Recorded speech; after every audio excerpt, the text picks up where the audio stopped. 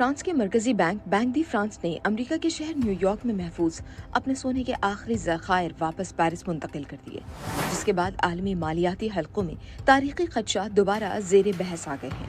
France کے مرکزی bank کے مطابق تقریباً 129 ٹن سونا امریکہ سے واپس لایا گیا ہے، جبکہ پرانے معیار کے سونے کی اینٹیں ریکارڈ قیمت پر فروخت کر کے یورپ میں جدید عالمی معیار کے مطابق نیا سونا خریدا جا رہا ہے۔ اس عمل سے مرکزی بینک کو تقریباً 14.76 ارب ڈالرز کا منافع حاصل ہوا ہے۔ میڈیا رپورٹس کے مطابق بینک کے حکام کا کہنا ہے کہ یہ اقدام صرف ذخائر کے معیار کو بہتر بنانے اور جدید مالیاتی اصولوں سے ہم آہنگی کے لیے کیا گیا ہے، تاہم ماہرین اسے ماضی کے ایک بڑے مالیاتی بحران کی یاد سے جوڑ رہے ہیں۔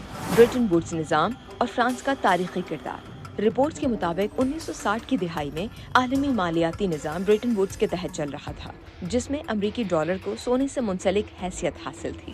اس وقت فرانس کے صدر شارل ڈی گول نے امریکی مالیاتی پالیسیوں پر عدم اعتماد کا اظہار کیا تھا اور 1963 سے 1966 کے درمیان بڑی مقدار میں سونا امریکہ سے واپس منتقل کیا تھا۔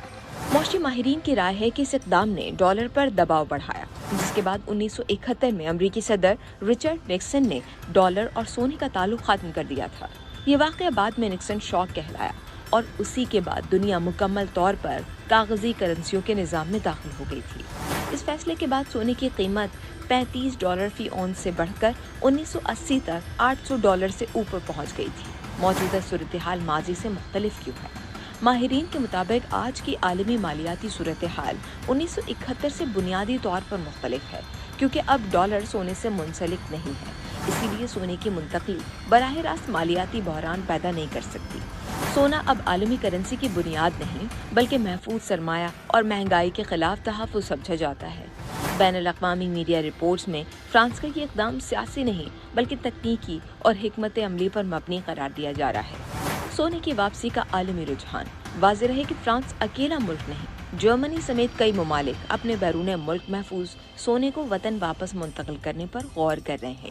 ان ممالک کے مرکزی بینکس بڑھتی ہوئی جغرافیائی سیاسی غیر یقینی صورتحال کے باعث اپنے اثاثوں پر براہ راست کنٹرول بڑھانا چاہتے ہیں، تاہم ماہرین کا کہنا ہے کہ چونکہ جدید مالیاتی نظام سونے پر منحصر نہیں، اسی لیے یہ رجحان عالمی معیشت کو غیر مستحکم کرنے کا امکان کم رکھتا ہے۔